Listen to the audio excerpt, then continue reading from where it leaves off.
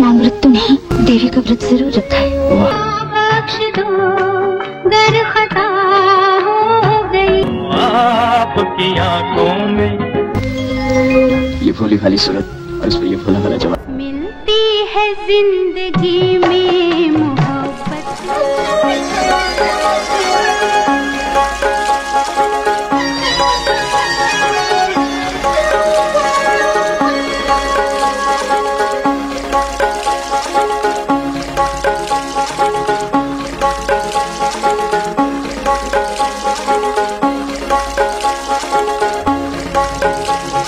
उत्तम कुमारेर नायिका থেকে গুরু দত্তের পিয়াসা, অদম্য জেদেই বলিউড জয় নেপালি কন্যা মালা সিনহার।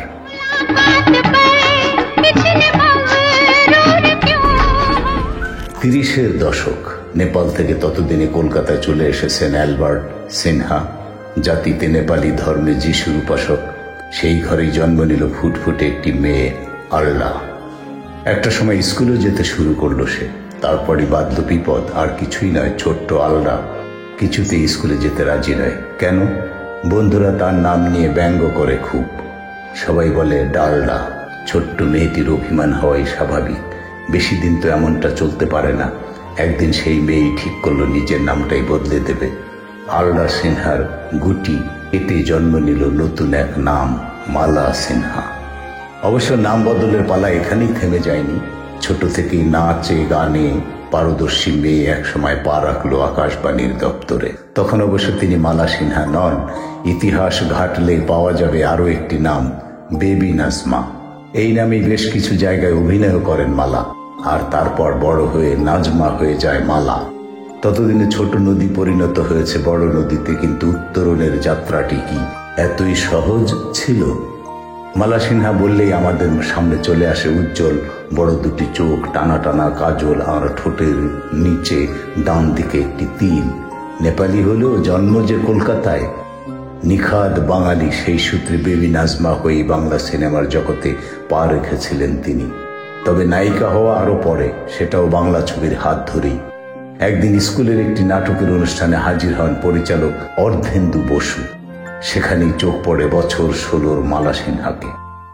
ব্যাস, সঙ্গে সঙ্গে নিজের পরবর্তী ছবির নায়িকা হিসেবে তাকে বেছে নিলেন।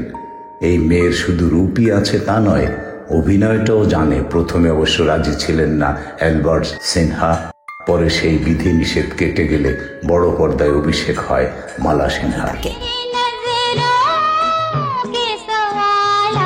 প্রায় একই সময় মুম্বাইতেও এক বাঙালির হাত ধরেই শুরু হয় তার সিনে যাত্রা। 1954 সালে পরিচালক অমিয় চক্রবর্তীর হাত ধরে মুক্তি পায় বাদশাহ। উল্টো দিকে নায়ক প্রদীপ কুমার।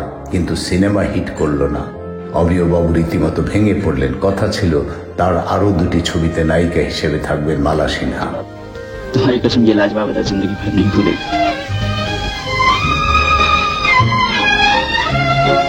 বাদশাহের পর সেই কন্ট্রাক্ট বাতিল করে দেন পরিচালক। প্রায় একই সময় আরো বেশ কিছু ছবিতে অভিনয় করেন মালা। কিন্তু একটাও সেরকম ভাবে সাফল্যের মুখ দেখেনি। প্রযোজকদের কাছ থেকে কথা শুনতে হচ্ছে, আয়নায় দেখেছো নিজের চেহারা। ছোটবেলায় নিজের নাম নিয়ে এখন চেহারা নিয়েও ব্যঙ্গ সইতে হচ্ছে তাকে। তাহলে কি এখানেই ইতি? দাঁতে দাঁত চেপে রইলেন মালা সিনহা। বারবার লড়াইয়ের ময়দান ছেড়ে পালাবেন না তিনি। ঝড় সে তো সারা জীবন থাকে না। মেঘের আড়ালে যে লুকিয়ে আছে সূর্য। 1957 সাল মুম্বাইয়ে দুর্গাপূজার আয়োজন করেছেন বিখ্যাত পরিচালক শশধর মুখার্জি।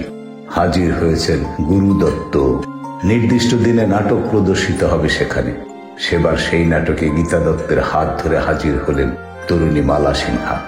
কেউ চেনে না তাকে। সামনে এত বড় বড় কুশলীরা বসে আছেন। স্বয়ং গীতা দত্ত তার উপর ভরসা করেছেন। চোখ বন্ধ করে নিজের সবটুকু উজাড় করে দিলেন মালা। তার অভিনয় দেখে চমকে গেলেন গুরু দত্ত। এই মেয়ে এখনো কেন জায়গা পেল না বলিউডে? সামনেই নিজের পরবর্তী ছবির কাজ শুরু। গুরু দত্ত ডেকে নিলেন মালা সিনহাকে। আর ঘুরে তাকাতে হয়নি। মুক্তি পেল পিয়াসা। প্রথমে ঠিক ছিল মিনার চরিত্রে অভিনয় করবেন স্বয়ং মধুবালা। কিন্তু মালার অভিনয় দেখে গুরু দত্ত তাকেই নিলেন সেই ছবিতে। বাকিটা তো ইতিহাস। এই সিনেমা শুধু বলিউডেই নয়, মালা সিনহার জীবনেও এনে দিল বিশাল বিরাট পরিবর্তন। মনোজ বাজপেয়ী অভিনীত আলিগড় সিনেমাটির কথা মনে পড়ে? নিজের ঘরে একা নিঃসঙ্গ প্রফেসর টেবিলে রাখা মদের গ্লাসটা একবারই মাত্র হাতের ছোঁয়া পেয়েছে, আর গোটা ঘর জুড়ে বাজছে একটাই গান, আপকি নজরোं में समझा। সিনেমাটির অন্যতম আইকনিক বলা হয় এটিকে। আর লতা মঙ্গেশকরের কণ্ঠে বেজে ওঠা গানটির চলচ্চিত্রায়নে দাঁড়িয়ে থাকেন মালা সিনহাই। মনে পড়বে 1962 আনপড় সিনেমাটির কথা। তার আগে থেকেই নিজের বিজয় পতাকা উড়িয়ে এসেছেন মালা সিনহা। যে প্রযোজকরা একদিন মুখ ফিরিয়ে নিয়েছিল, তারাই এখন তাকে পেতে চায় নায়িকা হিসেবে। 1958 সালে ফির সুবা হোগি, 1949 সালে দুধ কা ফুল সিনেমা দুটি তাকে প্রতিষ্ঠা দিল একজন অভিনেত্রী নায়িকা হিসেবে।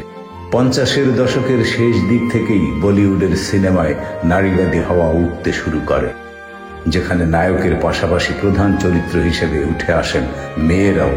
আর সেই বদলের অন্যতম শরিক হলেন মালা সিনহা।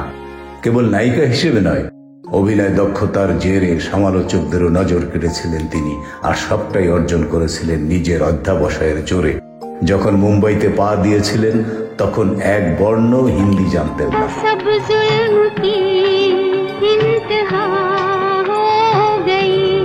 নিজের চেষ্টায় সেই ভাষাটিকেও রপ্ত করেছিলেন তিনি। হয়ে উঠেছিলেন বলিউডের অন্যতম প্রধান ও পরিচিত মুখ। তবে আক্ষেপ, অভিনয়ের এই সমুদ্রে সামনে এলো না গায়িকা মালা সিনহার নাম।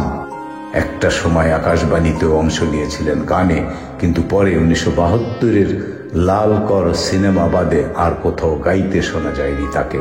হয়তো বাড়ির ভেতরেই গুনগুন করে ওঠেন আজও। মুম্বাইয়ের এমন উঠতি সময়ও কলকাতাকে ছেড়ে যাননি মালা সিনহা। সমান তালে বাংলা সিনেমাও করেছেন জীবনে অনেক। উত্তম কুমারের সঙ্গে করেছেন পৃথিবী আমারে চায়, বন্ধু, লৌহ কপাট, সাথীহারার মতো ছবি। বাংলার দর্শক অবশ্য খুব বেশি ছবিতে পায়নি এই জুটিকে। তবে গীতা দত্তের সুরে, মালা সিনহার লিপে নিশিরাত বাঁকা চাঁদ, আকাশে চুপি চুপি বাঁশি বাজে বাতাসে, সে তো অমরত্ব পেয়ে গেছে সিনেমার জগতে। আর নেপালে যার আসল শিকড়, তিনি সেখানে অভিনয় করবেন না তা কি হয়? 1966 সালে মাইতি ঘরই ছিল মালা সিনহার এক ও একমাত্র নেপালি ছবি। আর সেই সূত্রে আলাপ চিদম্বর প্রসাদ লোহানির সঙ্গে। পরে এর সঙ্গেই 4 হাত এক করেন মালা। মুম্বাইয়ে নিজের বাড়িতে 84 বছরে পা দেবেন মালা সিনহা। সিনেমা, লাইমলাইট, এই সব কিছু থেকে অনেক দূরে এখন তিনি। জীবনে বহু সম্মান পেয়েছেন, ফিল্মফেয়ারের লাইফ টাইম সম্মানও পেয়েছেন। এখন খানিক দূর থেকেই সিনে জগৎকে দেখছেন মালা।